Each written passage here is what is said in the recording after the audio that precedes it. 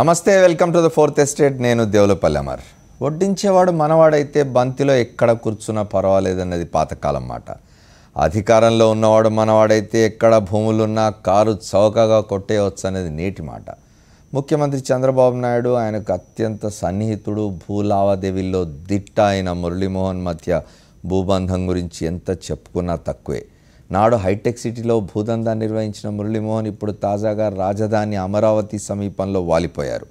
వడ్డించేవాడు మనోడైతే ఇవాళ మన discussion topic. ఇందులో పాల్గొనేందుకు మనతో కాంగ్రెస్ నాయకులు గిడుగు రుద్రరాజు గారు ఉన్నారు. అలాగే లోక్సత్తా ప్రధాన కార్యదర్శి రమేష్ రెడ్డి గారు కూడా స్టూడియోలో ఉన్నారు. చర్చలో పాల్గొంటారు. వైఎస్ఆర్ కాంగ్రెస్ పార్టీ నాయకులు మాజీ ఎమ్మెల్యే తైనాల విజయ్ కుమార్ గారు విశాఖపట్నం నుండి, భారతీయ జనతా పార్టీ నాయకులు శ్రీనివాసరాజు గారు విజయవాడ నుంచి మనతో ఈ చర్చలో పాల్గొంటారు. మీరు కూడా ఈ కార్యక్రమంలో పాల్గొనవచ్చు. మీ అభిప్రాయాలు, సలహాలు, సూచనలు www.sakshi.comలో, ఫేస్బుక్లో అయితే facebook.com/sakshi న్యూస్ పేజ్లో పోస్ట్ చేయవచ్చు.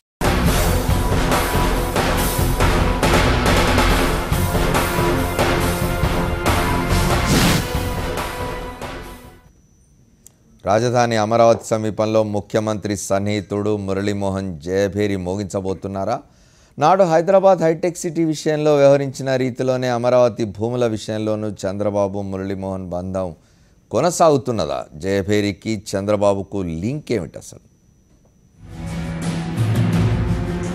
ఆంధ్రప్రదేశ్ కొత్త రాజధాని అమరావతి చుట్టుపక్కల ప్రాంతం అధికార పార్టీ పెద్దల రియల్ ఎస్టేట్ వ్యాపారానికి కేంద్రంగా మారింది. రాజధాని చుట్టుపక్కల ఆకాశ హర్మ్యాలు కట్టి కోట్లకు పడగలెత్తేందుకు తెలుగుదేశం పార్టీ నేతలు, ప్రజాప్రతినిధులు సమాయత్తమవుతున్నారు. ప్రభుత్వం కూడా వెంటనే అనుమతులు మంజూరు చేస్తోంది. రాజమండ్రి ఎంపీ, సినీ నటుడు మురళీమోహన్ కు చెందిన జయభేరి ప్రాపర్టీస్ ప్రైవేట్ లిమిటెడ్ సంస్థకు అనుమతులు మంజూరు కావడం వ్యాపార వర్గాల్లో కలకలం సృష్టిస్తోంది. 2014 జూన్ 2న ఆంధ్రప్రదేశ్ విభజన జరిగింది. ఆ తరువాత నెలకు రాష్ట్ర ప్రభుత్వం కొత్త రాజధాని నిర్మాణం వైపు దృష్టి సారించింది. మొదటి నుంచి చంద్రబాబు నాయుడు విజయవాడ చుట్టుపక్కలే రాజధాని ఉంటుందని చెప్తూ వచ్చారు. ఈ క్రమంలో విజయవాడ చుట్టుపక్కల ప్రాంతాల్లోని భూములపై అధికార పార్టీ నాయకుల కన్ను పడింది. కొద్ది రోజులకు విజయవాడ చుట్టుపక్కల ప్రాంతం రాజధానికి అనుకూలం కాదనే ప్రచారం తెరమీదకు వచ్చింది.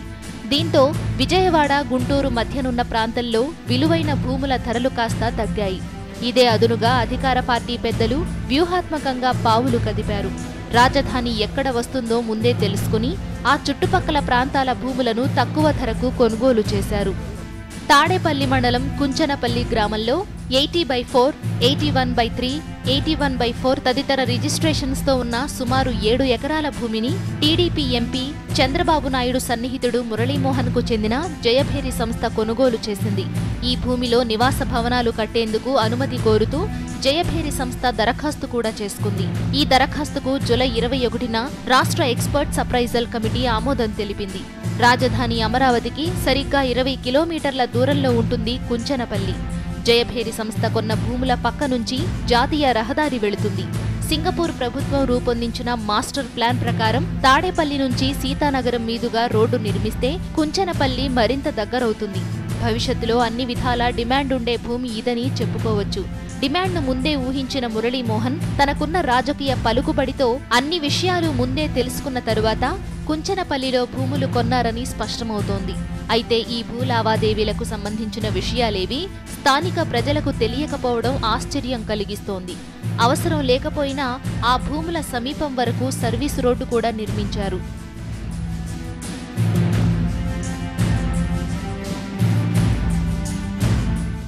రాజధాని నిర్మాణంలో అనేక అవకతవకలు జరుగుతున్నాయని విపక్షాలన్నీ మండిపడుతున్నాయి. ఖచ్చితంగా భూ లావాదేవీల్లో గోల్మాల్ జరుగుతోందని కాంగ్రెస్ ఆరోపించింది.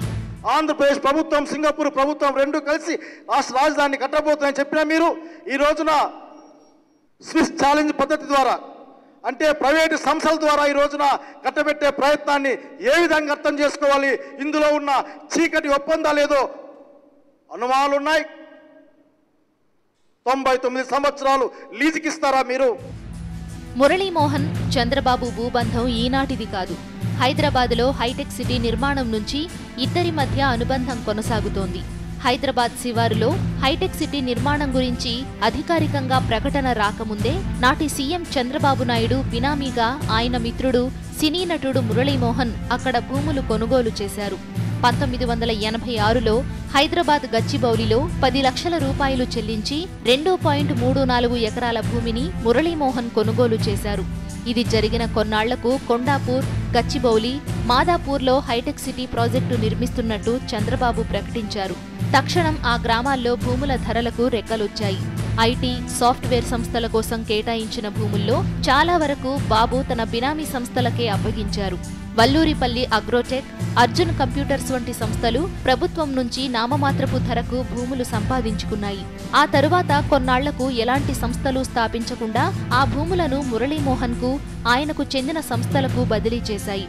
సైబరాబాద్ డెవలప్మెంట్ అథారిటీ ఏర్పాటు చేసి చుట్టుపక్కలున్న గ్రామాలన్నిటినీ దాని పరిధిలోకి తెచ్చిన చంద్రబాబు నాయుడు మధ్యలో ఉన్న కొండాపూరుకు మాత్రం మినహాయింపు ఇచ్చారు.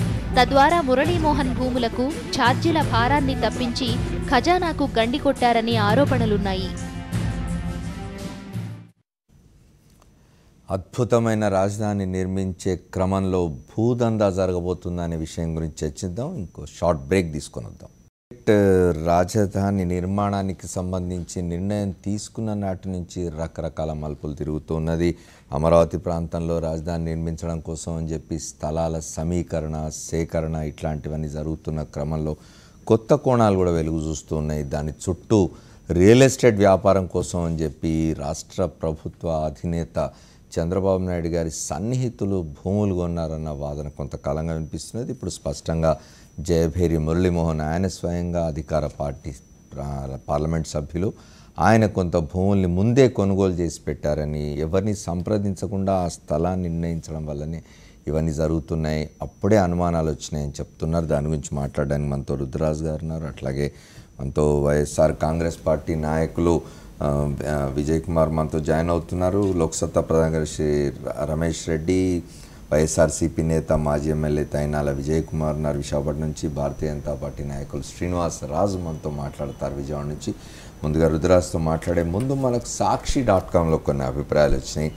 టీడీపీ అంటేనే రియల్ ఎస్టేట్ బిజినెస్ అని నల్లి అబ్బుల్ రాజు చెప్తున్నారు. అమరావతిలో చంద్రబాబు నాయుడు పెద్ద ఫ్రాడ్ చేస్తున్నారు, టీడీపీ రియల్ ఎస్టేట్ వ్యాపారం చేస్తున్నదని సిద్ధల నాగార్జున అంటున్నారు. టీడీపీ రియల్ స్టేట్ బిజినెస్ చేస్తున్నదని రఘురామరెడ్డి చెప్తుంటే 5 లక్షల కోట్ల కుంభకోణం జరుగుతున్నది, బాబుకు మరోసారి అధికారం ఇస్తే రాష్ట్రం అధోగతి అని మురళీమోహన్ పల్లె అంటున్నారు. ఆయన ఎక్కువ కాలం పాలన చేయలేరు, ఆయన మీద గట్టిగా దర్యాప్తు చేయించి ఆ ప్రభుత్వం ఇచ్చిన అనుమతులన్నీ రద్దు చేయించి శిక్ష విధించాలి.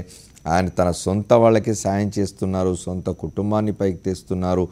5 కోట్ల మంది ఆంధ్రుల్లో ఆయనకు తగిన నాయకులే దొరకలేదా అని చెప్పి కొల్లాబత్తుల శ్యామసుందరం అంటున్నారు. అమరావతి చుట్టుపక్కల ప్రాంతాల్లో జరుగుతున్న లావాదేవీలన్నీ అనుమానాస్పదంగానే ఉన్నాయి. ప్రభుత్వం తగిన చర్యలు తీసుకొని తన స్వచ్ఛతను నిరూపించుకోవాలని విజయశంకర్ ఆకేళ్ల చెప్తున్నారు. రాయలసీమ గొంతు కోశారు. అగ్రిగోల్డ్ భూముల్ని మంత్రి ఎలా కొన్నారో అందరికీ తెలుసు. పార్లమెంట్ సభ్యులు మురళీమోహన్ మంగళగిరి ఎన్ఆర్ఐ ఆసుపత్రి దగ్గర 100 ఎకరాలు కొన్నారని చెప్పి లక్ష్మీ నరసారెడ్డి చెప్తున్నారు. రుద్రరాజు గారు చెప్పండి, ఇది రాజధాని నిర్మాణం అనే పేరుతో పెద్ద ఎత్తున రియల్ ఎస్టేట్ వ్యాపారం జరగబోతున్నది.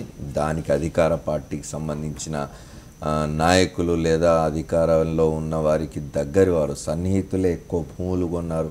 గతంలో కూడా హైదరాబాద్లో హైటెక్ సిటీ నిర్మించినప్పుడు హైటెక్ సిటీ నిర్మాణం అక్కడ జరుగుతుందనే నిర్ణయాన్ని ప్రకటించడానికంటే కొద్ది ముందు కొంతమంది భూములు కొన్నారు. ఆ తర్వాత పెద్ద ఎత్తున ఆ భూముల ధరలు పెరిగినాయి.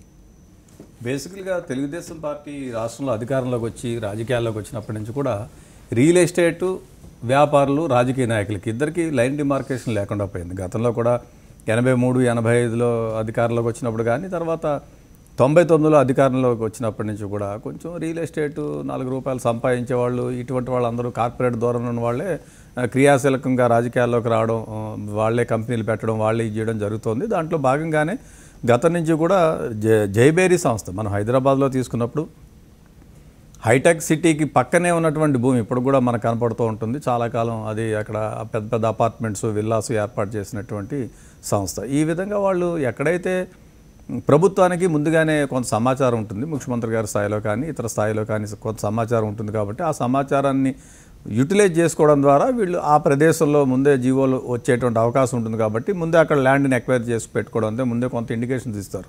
ఇచ్చినటువంటి నేపథ్యంలో వీళ్ళు తీసుకెళ్ళి కొంత ఇన్వెస్ట్మెంట్ చేసుకోవడం, దాని తర్వాత ఆటోమేటిక్గా జీవోలు అవి వచ్చిన తర్వాత న్యాచురల్గా హైప్ జరుగుతూ ఉంటుంది. బట్ ఈ మధ్యలో జరిగినటువంటి ట్రాన్సాక్షన్లో ఎవరైతే సామాన్యులు ఉంటారో అక్కడ చిన్న వాళ్ళు ఎవరైతే డబ్బులు ఎప్పటి నుంచి ఇన్వెస్ట్మెంట్ కింద కొనుక్కుంటారో వాళ్ళందరూ కూడా ఈ భూమాఫియా చేతిలో పడి నష్టపోయేటువంటి పరిస్థితి మనం గమనిస్తున్నాం. ఆ విధంగానే గతం నుంచి కూడా ఈ యాక్టివిటీ జరుగుతోంది. ఇప్పుడు మనం ఇక్కడ విజయవాడ చుట్టుపక్కల ప్రాంతానికి సంబంధించి గతంలో కొద్ది రోజులు ముఖ్యమంత్రి గారు విజయవాడ కేంద్రం అన్నారు, దాని తర్వాత గుంటూరు అన్నారు. అంటే somehow his mind is clear. Krishna Guntur జిల్లాలకు సంబంధించినటువంటి వాళ్ళ సంబంధికులు ఎవరు ఉన్నారో వాళ్ళందరినీ కూడా ఒక రియల్ ఎస్టేట్లో కొంచెం మంచి అగ్రభాగాన్ని పెట్టాలన్న ఆలోచన ఉన్నారు. అదేవిధంగా మనం వాస్తవ పరిస్థితులు గమనిస్తే ఏదైతే సబ్ కమిటీని అప్పుడు ముఖ్యమంత్రిగా చంద్రబాబు నాయుడు గారు వేశారు, నారాయణ గారిని వేయడం జరిగింది. నారాయణ గారు ఇంకా అప్పటికి వారు శాసన మండలిలోకి రాలేదు, మంత్రిగా కాలేదు. అదేవిధంగా గల్లా జయదేవ్ గారిని వేశారు. ఆ సబ్ కమిటీలో ఉన్నటువంటి సభ్యులందరినీ, క్యాపిటల్కి సంబంధించినటువంటి సబ్ కమిటీలో ఉన్న రుద్రరాజు గారు మీకు గుర్తుంటే శివరామకృష్ణన్ కమిటీ నివేదిక ఇంకా ఇవ్వకముందే రాష్ట్ర ప్రభుత్వం కమిటీ వేసింది. అదే దీంట్లోనే ఈ సబ్ కమిటీలో ఉన్నటువంటి మెంబర్లు అందరూ కూడా కార్పొరేట్ వాళ్ళే. ఎవరు కూడా దాంట్లో కనీసం స్థానిక శాసనసభ్యుడికి కూడా ప్రాతినిధ్యం ఇవ్వకుండా అక్కడ ఉన్నటువంటి పెట్టుబడిదారులు, అక్కడ ఉన్నటువంటి రియల్ ఎస్టేట్ వాళ్ళు ఎవరైతే ఉంటారో వాళ్ళని సబ్ కమిటీలో వేస్తారు. ఈ శివరామకృష్ణ కమిటీ రిపోర్ట్స్ కానీ లేకపోతే వాళ్ళు చెప్పింది ఏం చెప్పారు, మీరు డీనోటిఫై చేసుకోండి ఫారెస్ట్ ల్యాండ్ అని చెప్పడం జరిగింది. సో వీళ్ళు దాన్ని కమిటీలో ఉన్నటువంటి ఏ రిపోర్ట్ని కూడా ఇచ్చేయలేదు. సెక్షన్ 94 ప్రకారం దీని క్యాపిటల్కి సంబంధించి వాళ్ళు డీనోటిఫికేషన్ చేసుకోండి, మీరు డీనోటిఫై చేసినటువంటి ల్యాండ్ వాడుకోండి అని చెప్పారు. ఎందుకంటే ఇవన్నీ ప్రెడిక్ట్ చేసే వెల్ ఇన్ అడ్వాన్స్ ఇవన్నీ జరుగుతాయి. క్యాపిటల్ని ఏర్పరచాలంటే మనకు ల్యాండ్ కావాలంటే బ్రహ్మాండమైనటువంటి ఫలప్రదమైనటువంటి ఇప్పుడు అక్కడ ఆ ప్రాంతాన్ని మనం పరిశీలిస్తే 33,000 ఎకరాలు తీసుకున్నప్పుడు సరే 33,000 ఎకరాలు ఇచ్చారు, రైతులు ఇచ్చారు అని చెప్తున్నారు కదా, వాళ్ళు కన్నీళ్లతో ఇచ్చిందే. ఎవరు కూడా ఆనందంగా ఎవరు, ఎందుకంటే ఒక రైతు అనేటువంటి వాడిని ఆర్థికంగా మనం ప్రభుత్వ పరంగా ఎంత వాళ్ళకి మనం సమకూర్చినప్పుడు కూడా సనాతనంగా ట్రెడిషనల్గా 3 జనరేషన్లో 4 జనరేషన్స్లో ల్యాండ్కి సంబంధించి ఆదాయాలు వచ్చేవాళ్ళు రైతు చెప్తున్నాడు 150-200 సంవత్సరాల కాలంగా అది మా అధీనంలో ఉంది, మా పూర్వీకుల అధీనంలో. వాళ్ళందరికీ సెంటిమెంటల్ అండ్ ఎమోషనల్. ఇప్పుడు మన ఇంట్లో పిల్లలు ఏ విధంగా ఉంటారు, కొడుకు కూతురు ఏ విధంగా ఉంటారో రైతు అనేవాడికి భూమి అటువంటిదంతా కోల్పోయి ఇచ్చారు. ఇచ్చిన తర్వాత ఏం చెప్పారు, ఈయన రియల్ ఎస్టేట్ వ్యాపారం చేస్తూ 33,000 ఎకరాలు ఈ రాష్ట్రంలో ఈ దేశంలో ఎక్కడా కూడా లేదు. రీసెంట్గా ఏర్పడినటువంటి ఏ స్టేట్ క్యాపిటల్ తీసుకున్నా కూడా 8 నుంచి 12,000 కన్నా ఎక్కడా కూడా తీసుకోలేదు. అటువంటిది ఇప్పుడు 33,000 ఎకరాలు తీసుకున్నారు. మళ్ళీ లేటెస్ట్గా నిన్నగాక మొన్న 50,000 ఎకరాల ఫారెస్ట్ ల్యాండ్కి డీనోటిఫై చేయమని చెప్పి మళ్ళీ లెటర్ రాయడం జరిగింది. ముందే అది చేసుకోవచ్చు కదా, ముందేమో రైతులందరినీ మోసం చేసి మీకు అది ఇస్తామని చెప్పి తీసుకున్నారు. ఈవేళ మళ్ళీ 50 ఏకర్స్ కావాలన్నా. అదేవిధంగా ఒక చాలా ముఖ్యమైనటువంటి కీలకమైనటువంటి విషయం ఏంటంటే సిఆర్డీఏ పరిధిని 21 లక్షల ఎకరాలకి విస్తరింపజేశారు. ఎక్కడ సిఆర్డీఏ అసలు ఏంటి, గ్రేటర్ హైదరాబాద్ పరిస్థితి ఏంటి? ఈవేళ కూడా గ్రేటర్ హైదరాబాద్లో ఈ బాంబే ఢిల్లీ మహానగరాల తర్వాత 5వ ప్లేస్ 6వ ప్లేస్ ఉన్నట్టు హైదరాబాద్లో ఇంకా మనకి 2,000 3,000 కూడా గజం భూమి దొరికేటువంటి పరిస్థితి ఉంది. కావాలని ఆర్టిఫిషియల్గా ఎక్కడ మీకు 21 లక్షల ఎకరాలంటే అసలు హారబుల్గా ఉంటే ప్రజలని మభ్యపెట్టి మోసం చేసి ఆర్టిఫిషియల్గా ఒక భూమి క్రియేట్ చేసి దాని ద్వారా ఈ ఎవరైతే దళారులు చేతులు మారుస్తారో అసలు రైతుకి ఏమీ లాభం లేదు, మిగిలిన వాళ్ళకి లాభం లేదు. ఈ మధ్య దళారులు ఎవరైతే ఉన్నారో కార్పొరేట్ కల్చర్స్ ఎవరు ఉన్నారు, ముఖ్యంగా రాజకీయ నీడలో ఉన్నటువంటి ఈ రియల్ ఎస్టేట్ మాఫియా ఎవరైతే ఉన్నారో వాళ్ళే లబ్ధి పొందే విధంగా మేము చేస్తున్నాం. దాన్ని కాంగ్రెస్ పార్టీ ఆనాటి నుంచి కూడా ఖండిస్తుంది. వీటిలన్నింటినీ దృష్టిలో పెట్టుకునే మేము రేపు జరగబోయేటువంటి దానికి మేము మా పార్టీ పక్షాన్ని మా స్టాండ్ క్లియర్ చేయడం జరిగింది. రియల్ ఎస్టేట్ మాఫియా ఏదైతే జరుగుతుందో ఈ ముసుగులో ఏది రాష్ట్ర క్యాపిటల్ నిర్మాణం ముసుగులో రియల్ ఎస్టేట్ భూదందా జరుగుతుంది కాబట్టి దానికి నిరసనగా మేము ఆ కార్యక్రమాన్ని బహిష్కరిస్తాం. మిగతా పెద్దలతో మాట్లాడదాం. మనతో లోక్సత్తా ప్రధాన కార్యదర్శి రమేష్ రెడ్డి గారు. రమేష్ రెడ్డి గారు చెప్పనంటే ఒక రాజకీయ పార్టీకి సంబంధించిన పార్లమెంట్ సభ్యుడు ఎన్నికైన ప్రజాప్రతినిధి ఒక వ్యాపారంలో ఉన్నారు, రియల్ ఎస్టేట్ వ్యాపారంలో ఉన్నారు, కొంతమంది విద్యా వ్యాపారంలో ఉన్నారు, కొంతమంది ఇతర వ్యాపారాల్లో ఉన్నారు. ఇవాళ అధికారంలో నిజానికి రాజకీయాల్లోకి రావడానికి ఆంక్షలే ఉండవు, ఏ వ్యాపారంలో ఉన్న వాళ్ళైనా రాజకీయాల్లోకి రావచ్చు. కానీ ఇది ఒక స్కీమ్గా జరుగుతున్నది. ఒక రాజధాని నిర్మాణం అనేది తలపెట్టి దానికంటే ముందు దాని చుట్టూ భూములు కొనిపించి ఇవాళ జయభేరి అనే సంస్థ అందరికీ తెలిసిందే. ఇవాళ మురళీమోహన్ గారు అధికార పార్టీ పార్లమెంట్ సభ్యులు వారు ఆ రాజధానిని ప్రకటించడానికంటే ముందే అక్కడ భూములు కొన్నారు. దానికి రాజధాని ఏ ప్రాంతంలో కడతామన్న దానికి ఎవరితోనూ చర్చించలేదు. కేవలం శాసనసభలో దాని గురించి ప్రకటన చేసినారు తప్ప ఫలానా ప్రాంతంలో రాజధాని కడతామని ఇతర ప్రతిపక్షాలతో లేదా బలమైన ప్రతిపక్షం ఒకటి శాసనసభలో ఉన్న దాంతో కానీ ఇతరులతో కానీ ఎటువంటి చర్చ లేకుండా రాజధాని ప్రాంతాన్ని నిర్ణయించినారు. దీని మీద మేము మొదటి నుంచి ఖండిస్తున్నాం. ఎందుకంటే ప్రజా అవసరాలకు అనుగుణంగా రాజధాని ఏర్పడాలి తప్పితే ఒక రియల్ ఎస్టేట్ వ్యాపారంగా ఈరోజు అక్కడ ఉన్న ప్రభుత్వం మార్చేసింది, రాజధానిని రియల్ ఎస్టేట్గా చేసేసింది. మరి రుద్రరాజు గారు చెప్పినట్టు 21 లక్షల ఎకరాలు దేనికి ఆ సిఆర్డీఏ పరిధిని అంత పెంచారంటే రియల్ ఎస్టేట్ దందా నడుపుతుంది, ఒక పక్క ప్రభుత్వం నడుపుతుంది. ప్రపంచంలోనే అద్భుతమైన రాజధాని నిర్మిస్తాం అంటుంటే అడ్డుదగులుతున్నారు. గతంలో జరిగిన పొరపాటు మళ్ళీ ఈరోజు చంద్రబాబు నాయుడు గారు చేస్తున్నారు. దీన్ని గట్టిగా చెప్తున్నాం. హైదరాబాద్ గతంలో అంతా డెవలప్మెంట్ అంతా హైదరాబాద్ మీద దృష్టి కేంద్రీకరించి ఉన్న పెట్టుబడులు అంతా ఇక్కడే పెట్టడం జరిగింది, అభివృద్ధి మొత్తం ఇక్కడే జరిగింది. ఇప్పుడు పారిశ్రామికరంగా అభివృద్ధి మొత్తం హైదరాబాద్ చుట్టుపక్కల ఉంది. అందువలన అదే తప్పు ఈరోజు మళ్ళీ ఏపీ ప్రాంతంలో జరుగుతుంది. విజయవాడని కేంద్రంగా చేసుకున్నారు, అభివృద్ధి అంతా అక్కడే కీలకం చేశారు, మరి ఉన్న పెట్టుబడులు మొత్తం అక్కడే పెడుతున్నారు. మరి రిమైనింగ్ 13 జిల్లాల పరిస్థితి ఏంటనేది భవిష్యత్తులో మళ్ళీ ఇప్పుడు జరిగిన తెలంగాణ ఉద్యమం లాంటి ఉద్యమం మళ్ళీ రాయలసీమలో ఒక ఉద్యమం రావాలని కోరుకుంటున్నారా? అదే ఉత్తరాంధ్రలో ఉన్న 3 జిల్లాలు కలిపి ఒక ఉద్యమం రావాలని కోరుకుంటున్నారా అనేది చూడాలా.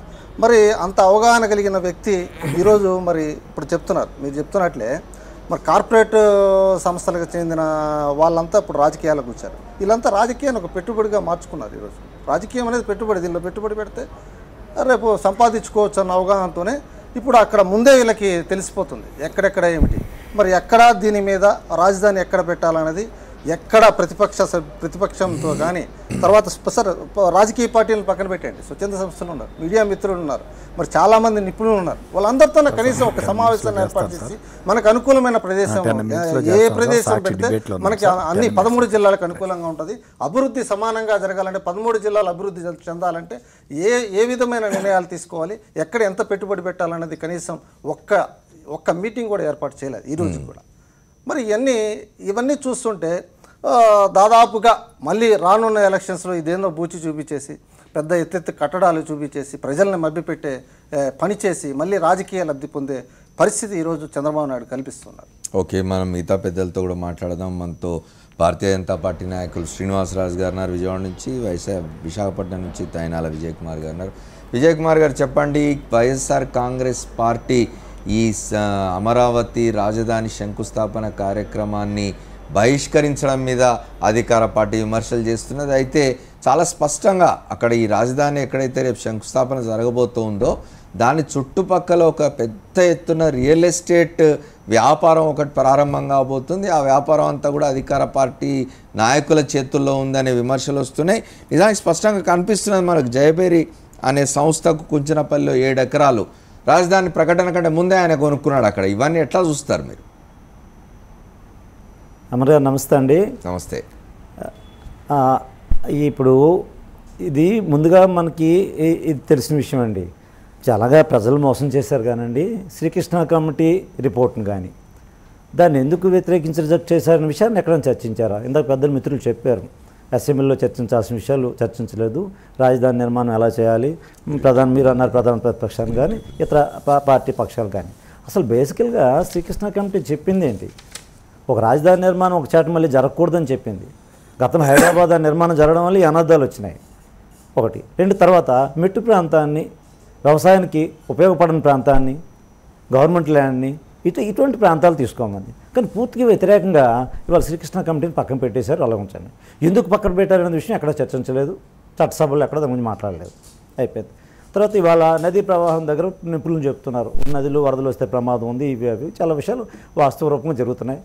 తర్వాత అగ్రికల్చర్ ల్యాండ్ ఇవాళ సౌత్ ఇండియాకి రైస్ బౌల్ లాంటి ఆంధ్రప్రదేశ్ వ్యవసాయానికి మంచి బాగా ధాన్యాగారంకి బాగా ప్రాముఖ్యత ఉంది.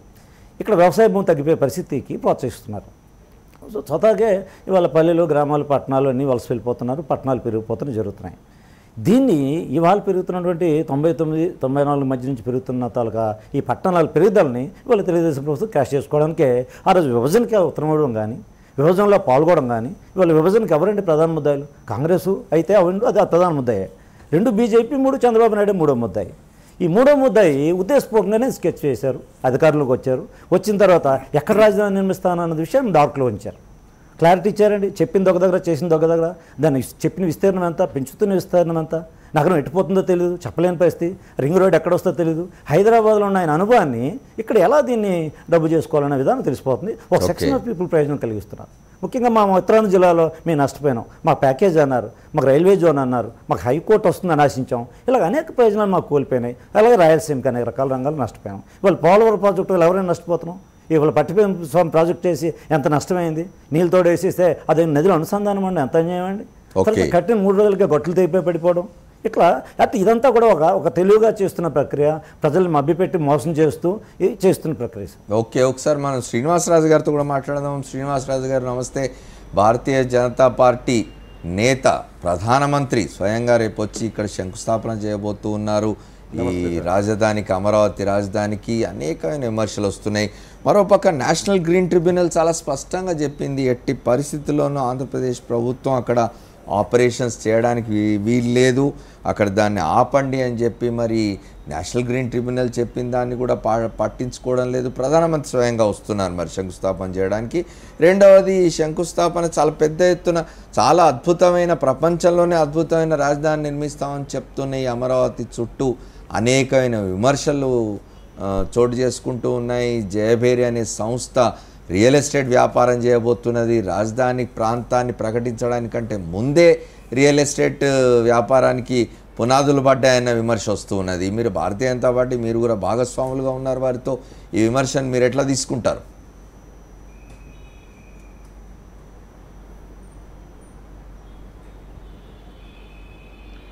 దీనిలో ఆంధ్రప్రదేశ్ రాష్ట్రం ఈరోజు ఈ పరిస్థితి రావడానికి ప్రధాన ముద్దాయి కాంగ్రెస్ పార్టీ.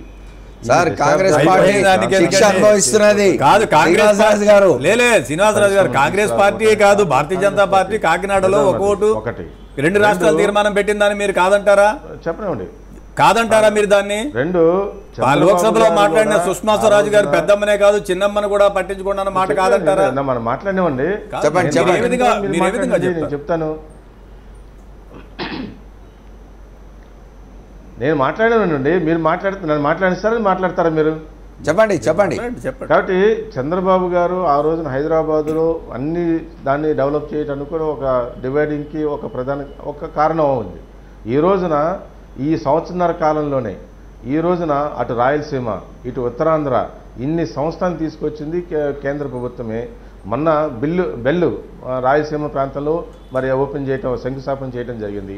రేపు ప్రధానమంత్రి గారు సెల్ ఫోన్ని మరి కంపెనీలని మరి తిరుపతిలో శంకుస్థాపన, మరి ఉత్తరాంధ్ర ప్రాంతానికి ఐటీ కంపెనీలు కానీ కేంద్ర సంస్థలను తీసుకురావటం, ఇన్ని సంస్థలను ఈ రోజున ఒక సంవత్సరన్నర కాలంలోనే ఇన్ని సంస్థలను ఇన్ని ప్రాంతాలను తీసుకురావడానికి ప్రధాన కారణం భారతీయ జనతా పార్టీ కాదా? ఒకటి. 2, మీరు చెప్పిన 2 పాయింట్లు ఉన్నాయండి. ఇక్కడ అమరావతి ప్రాంతాన్ని రియల్ ఎస్టేట్గా చేస్తున్నారా అంటే, రైతులు ఈ రోజున 33,000 ఎకరాలు, దాదాపు 90% పైగా రైతులు స్వచ్ఛందంగా ఇచ్చిన మాట వాస్తవం. ఈ రోజు వారు స్వచ్ఛందంగా ఇచ్చిన భూముల్లో రియల్ ఎస్టేట్ వ్యాపారం చేయొచ్చునా మురళీమోహన్ గారు? మాట వాస్తవం. అది కోర్టులో కూడా పెండింగ్ ఉంది. కోర్టు కూడా వన్ సైడెడ్గా మురళీమోహన్, నేను ఆ పాయింట్ కూడా వస్తానండి. కోర్టు కూడా బలవంతంగా తీసుకోవద్దని చెప్పి రాష్ట్ర ప్రభుత్వానికి డైరెక్షన్ ఇచ్చింది, మనందరికీ తెలిసిందే. 1400 నుంచి 1500 ఎకరాల వరకు దాన్ని ఉంది. దాని విషయంలో కూడా ఉండవల్లి ప్రాంతంగానే నిర్ణయం తీసుకోవాల్సిన అవసరం. ప్రజలు కూడా ఆలోచన చేసి రేపు భవిష్యత్తులో కూడా ఉండవల్లి ప్రాంతాలు నిజంగా ప్రజలు కనుక ఆ గ్రామ ప్రజలకు వద్దనుకుంటే రాష్ట్ర ప్రభుత్వం కూడా పునరాలోచన చేయొచ్చని చెప్పి భారతీయ జనతా పార్టీ తరఫున కూడా మేము అభిప్రాయపడుతున్నాం ఈ రోజున. ఎందుకంటే రేపు ఆ రాజధాని ప్రాంతంలో ఆ ప్రాంతం రాకపోతే రేపు అది వ్యవసాయం చేసుకుంటామని చెప్పంటే అది అగ్రికల్చర్ కిందే కనుక నోటిఫై చేస్తే భవిష్యత్తులో అది ఉండటానికి నష్టపోయి ఆ ప్రాంత గ్రామ ప్రజలే. అది వాళ్ళు ఆలోచించండి. రాష్ట్ర ప్రభుత్వం కూడా వాళ్ళకి చెప్పాల్సిన అవసరం ఉంది అని నేనైతే అభిప్రాయపడుతున్నా. వాళ్ళకి వెడమరి చెప్పి వాళ్ళ నిర్ణయం ప్రకారం నిర్ణయం తీసుకుంటే మంచిదని చెప్పి నేను అభిప్రాయపడుతున్నాను అండి. రేపు భవిష్యత్తులో అది వ్యవసాయక భూమిగా రికార్డ్ అయితే మాత్రం కన్వర్షన్స్కి చాలా కష్టం అవుతుంది. పర్మిషన్స్ అనేది చాలా క్రిటికల్ చేస్తాయి. అది నష్టపోయేది మరి ఎవరో టెంప్ట్ చేసి మిగతా ప్రతిపక్ష పార్టీలు వాళ్ళని టెంప్ట్ చేసి దాని రాంగ్ డైరెక్షన్ తీసుకెళ్ళటం వలన ప్రజల్ని నష్టపోయే విధంగా ఆలోచన చేయొద్దని చెప్పి నేనైతే విజ్ఞప్తి చేస్తున్నా. 2, జైబేరి సంస్థ ఇలాంటి సంస్థలు అంటే రాజధాని ప్రాంతంలో ఎవరు ఇదో గతంలో కూడా భూములు కొనేస్తున్నారు, 100 ఎకరాలు కొనేస్తున్నారు అని చెప్పి ప్రచారం చేశారు. ఎవరు కూడా ఎకరం 2 ఎకరాలు 3 ఎకరాలు మించి కొన్న దాఖలాలు లేవు. అది కూడా 6,000 నుంచి 7,000 ఎకరాలు మాత్రమే ఈ గత సంవత్సర కాలం అంతకుముందు అమ్ముడుపోయినట్టు record sub registrar officer record తెలుస్తుంది. మరి ఇటువంటి ప్రచారం విపక్షాలు చేసినవి తప్పించి ఎక్కడ కూడా రైతులు బలవంతంగా అమ్మిన దాఖలాలు లేవు. మరి వాళ్ళు స్వచ్ఛందంగానే ప్రభుత్వానికి ఇచ్చింది. అలాగే రేటు వస్తే మాత్రం అమ్ముకుంటే మాత్రం వాళ్ళకి లాభం చేకూరుతుంది. కాబట్టి 10 ఎకరాలు ఉన్నాడు 2 ఎకరాలు అమ్ముకొని 8 ఎకరాలు గవర్నమెంట్కి ఇచ్చిన సందర్భాలు కూడా ఉన్నాయి. 5 ఎకరాల నుండి ఎకరం అమ్ముకున్నాడు, వాళ్ళ కుటుంబ అవసరాలు తీర్చుకోవడానికి రేటు పెరిగింది.